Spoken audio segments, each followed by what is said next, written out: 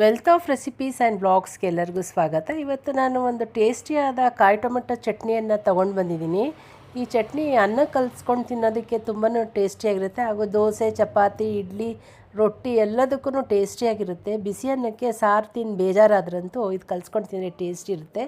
ಇಲ್ಲಿ ನೋಡಿ, ಒಂದು 5 ಕಾಯಿ ಟೊಮೆಟೊ ತೊಗೊಂಡಿದ್ದೀನಿ. ಇಲ್ಲಿ ಫುಲ್ ರಾಯ್ದು ಒಂದು 5 ಈರುಳ್ಳಿ ತೊಗೊಂಡಿದ್ದೀನಿ. ಇಲ್ಲಿ ಮತ್ತು ಬೆಳ್ಳುಳ್ಳಿ ಒಂದು 2 ಗೆಡ್ಡೆನ ಈ ರೀತಿ ಬಿಡಿಸಿಟ್ಕೊಂಡಿದ್ದೀನಿ. 3ರಿಂದ 4 ಸ್ಪೂನ್ ಬಿಳಿ ಎಳ್ಳು ಹುರಿದಿದೆ, ಇದು ರೆಡಿಯಾಗಿದೆ.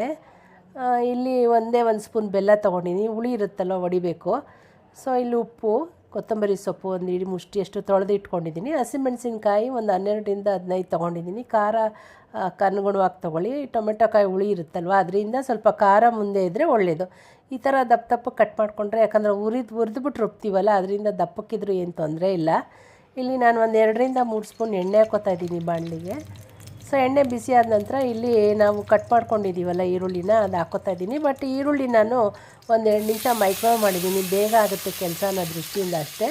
ಮೈಕ್ರೋವೇವ್ ಇಲ್ಲದೆ ಏನು ತಲೆ ಕೆಡ್ಸ್ಕೊಳ್ಳೋದೇನು ಬೇಕಾಗಿಲ್ಲ, ಬಾಣಲಿಲೇ ಹುರ್ಕೊಂಡ್ರೆ ಸಾಕು. ಸೊ ಹಸಿಮೆಣಸಿಗೆ ಕೂಡ ಇದೆಯಲ್ಲ, ಅದನ್ನು ಕೂಡ ಹುರ್ಕೊಳ್ಳೋಣ. ಎಲ್ಲ ಹುರ್ಕೊಂಡು ಮಾಡಿದ್ರೆ ಟೇಸ್ಟ್ ಚೆನ್ನಾಗಿರುತ್ತೆ. ಒಂದು 4-5 ದಿವಸ ಫ್ರಿಡ್ಜಲ್ಲಿ ಇಟ್ಕೊಂಡು ತಿನ್ನೋದಕ್ಕೂ ಅನುಕೂಲ ಆಗುತ್ತೆ. ಇಲ್ಲಿ ಕಾಯಿ ಟೊಮೆಟೊ ಕೂಡ ಅಷ್ಟೇ, ನಾನು ದಪ್ಪ ಕಟ್ ಮಾಡಿದ್ದೀನಲ್ಲ, ಒಂದು 3 ನಿಮಿಷ ಮೈಕ್ರೋವೇವ್ ಮಾಡಿದ್ದೀನಿ. ಬೇಗ ಸಾಫ್ಟ್ ಆಗುತ್ತೆ ಅನ್ನೋ ದೃಷ್ಟಿಯಿಂದ ಅಷ್ಟೇ, ಬೇಗ ಆಗುತ್ತೆ ಅಂತ ಹೇಳುತ್ತಲ್ಲ ನಿಮಗೆ. ಸೊ ಇದನ್ನೆಲ್ಲ ಹುರ್ಕೊಂಡು ಬರೋಣಂತೆ.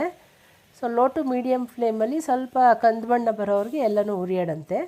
ನೋಡಿ, ಬೆಳ್ಳುಳ್ಳಿ ಕೂಡ ಇದನ್ನು ಒಂದು 2 ಗೆಡ್ಡೆ ತೊಗೊಂಡಿದ್ವಲ್ಲ, ಇದನ್ನು ಕೂಡ ಮೈಕ್ರೋವೇವ್ ಮಾಡಿದ್ದೀನಿ ನಾನು 1 ನಿಮಿಷ.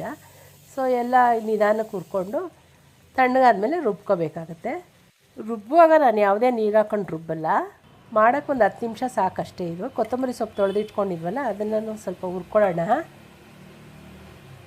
ತುಂಬಾ ಟೇಸ್ಟಿಯಾಗಿ ಬರುತ್ತೆ. ನೀವೊಂದು ಸರಿ ಟ್ರೈ ಮಾಡಿ. ಒಬ್ಬೊಬ್ಬರು ಒಂದೊಂದು ರೀತಿಯಲ್ಲಿ ಮಾಡ್ತಾರೆ, ನಾನು ನೋಡಿ ಈ ರೀತಿಯಲ್ಲಿ ಮಾಡಿದ್ದೀನಿ. ಶುಂಠಿ ಎಲ್ಲ ಏನು ಹಾಕಿಲ್ಲ ಇದಕ್ಕೆ ನಾನು.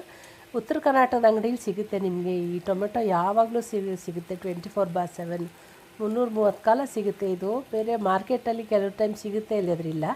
ಸೊ ಬೆಲ್ಲ ಇಲ್ಲೊಂದು ಸ್ಪೂನ್ ಹಾಕ್ಕೊಂಡಿದ್ದೀನಿ. ಹುಳಿನ ಹೊಡೆಯುತ್ತೆ ಬೆಲ್ಲ, ಅದರಿಂದ. ಉಪ್ಪು ರುಚಿಗೆ ತಕ್ಕಷ್ಟು ಹಾಕ್ಕೊಳ್ಳಿ, ಕಡಿಮೆ ಆದರೆ ಆಮೇಲೆ ಹಾಕ್ಕೋಬೋದು. ಅಷ್ಟೇ, ಉಪ್ಪು ಜಾಸ್ತಿ ಹಾಕ್ಕೊಂಡ್ರೆ ಉಪ್ಪಾಗ್ಬಿಡುತ್ತೆ. ಸೊ ನೋಡಿ, ಈ ರೀತಿ ನೀಟಾಗಿ ಹುರ್ಕೊಂಡು ಬಂದಿದ್ದೀನಿ. ಒಂಬಣ್ಣ ಬರೋವ್ರಿಗೆ ಎಲ್ಲ ಸಾಫ್ಟಾಗಿದೆ.